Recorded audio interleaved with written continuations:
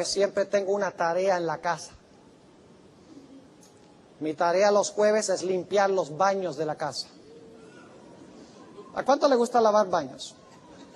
Hoy hay algunos, no lo puedo creer. Los invito a Fresno. Ahora, a mí no me gusta limpiar los baños. Yo la bañera y los lavamanos, todo, lavarlo. No es que me guste. ¿Ustedes saben por qué yo lavo los baños? Muy sencillo, porque mi esposa me dice, si no lavas los baños vas a dormir en el garaje. Si no lavas los baños, tú mismo vas a cocinar tu comida. ¿Creen que por eso es que yo lavo los baños? No. Yo sé que a mi esposa no le gusta hacerlo y yo la amo a ella. Y por lo tanto, por aliviarle un poco la carga, de buena voluntad, yo le limpio los baños el jueves. No porque tengo que hacerlo, sino porque quiero hacerlo, porque la amo. Eso es lo que está diciendo Jeremías 31.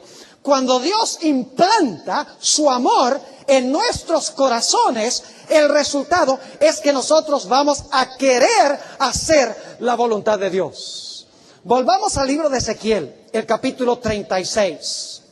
Ezequiel, el capítulo 36. Acabamos de leer a donde Dios dice que va a sacar el corazón de piedra y va a meter uno de carne. Pero ahora fíjense que viene como resultado. Ezequiel 36 y el versículo 27. Y pondré dentro de vosotros, ¿mi qué? ¿A dónde? ¿A dónde lo pone? ¿Afuera? No. Dentro de vosotros mi espíritu.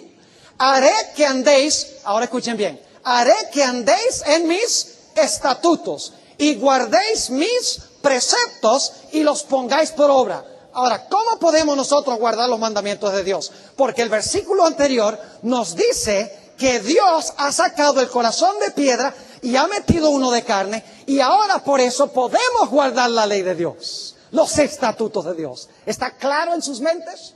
Porque algunas personas dicen, yo no tengo que guardar la ley porque yo no estoy bajo la ley, sino que estoy bajo la gracia. Pero cuando amamos a Jesús, cuando Dios escribe su ley en el corazón, vamos a guardar la ley, no porque tenemos que hacerlo, sino porque queremos hacerlo. Ahora la pregunta clave es, ¿cómo es que Dios escribe su ley en nuestro corazón? ¿Cómo es que transforma y cambia nuestro corazón?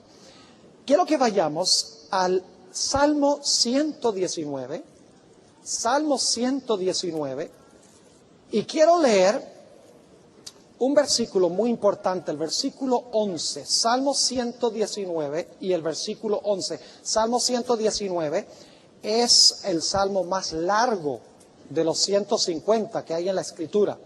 Salmo 119 y el versículo 11. Escuchen esto. En mi corazón he guardado tus ¿qué? Tus dichos para no pecar contra ti. ¿Cuál es el secreto para no pecar? Para que el egoísmo no se manifieste. ¿Cuál es el secreto? Guardar los dichos de Dios, ¿dónde?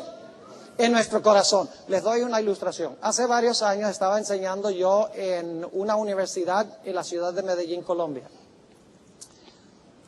Habían dos alumnos en una clase que estaban sentados en los dos asientos contra la pared de atrás. Y estaban hablando y se estaban riendo y yo los miraba, y cuando los miraba dejaban de hablar y reírse. Y luego, cuando empezaba a enseñar la clase otra vez, estaban ahí hablando y riéndose, burlándose.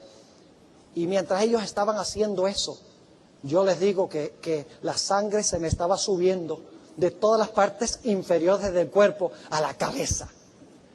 Y estaba pero a punto de insultar a esos alumnos y decirles, sálganse de la clase y dejen de molestar. De repente, atravesaron mi mente ciertas palabras, como si alguien me las hubiera pasado por mi mente así. Y las palabras fueron, Padre, perdónalos, porque no saben lo que hacen. ¿Saben lo que es interesante? Esa mañana cuando estaba preparándome para enseñar la clase, estaba estudiando las escenas finales de la vida de Jesús en mi estudio devocional. Y había tomado tiempo para reflexionar y meditar sobre Jesús colgado en la cruz, repitiendo esas palabras: Elí, Elí, lama sabactani. Dios mío, ¿por qué me has desamparado?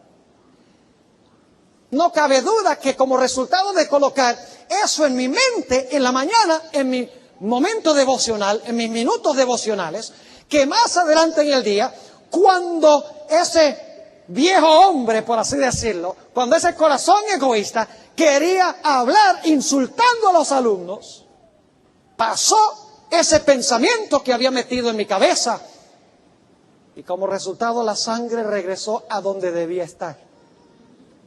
Y después de la clase hablé con los dos alumnos y arreglamos el asunto.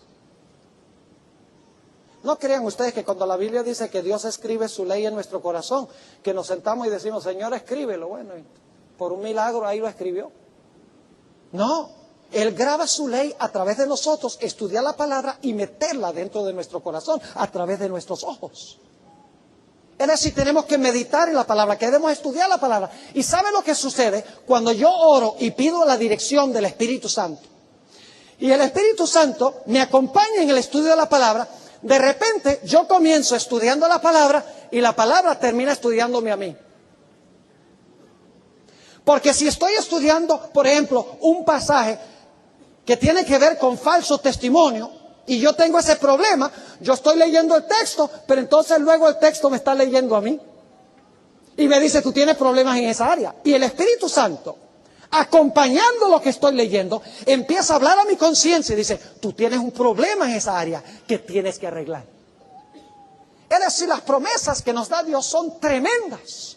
Promesas de tomar ese corazón de piedra, sacarlo, poner un corazón de carne y diariamente a meditar sobre su palabra, diariamente al orar para pedir la dirección de su Espíritu Santo.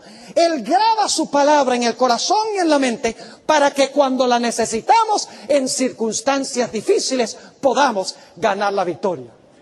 Por eso el salmista dijo palabras muy sabias en el Salmo 119, y es el título de nuestro tema de esta noche.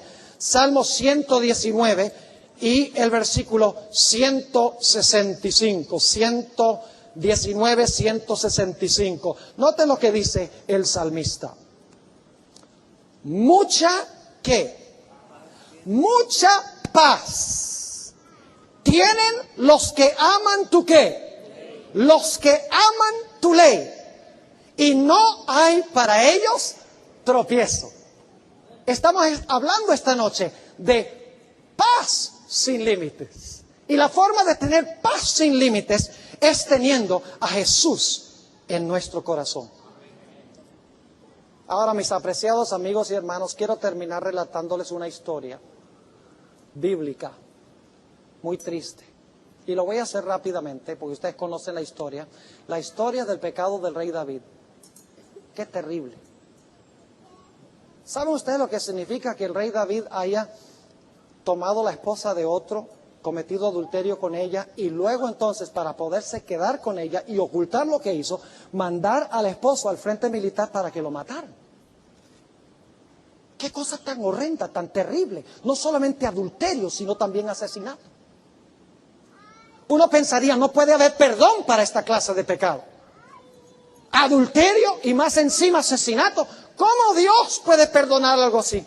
Pero yo doy gracias al Señor que la Biblia nos dice que David elevó una plegaria de penitencia a Dios. Y esa plegaria de penitencia la hallamos en el Salmo 51. Y quiero recalcar solo 2 versículos del Salmo 51.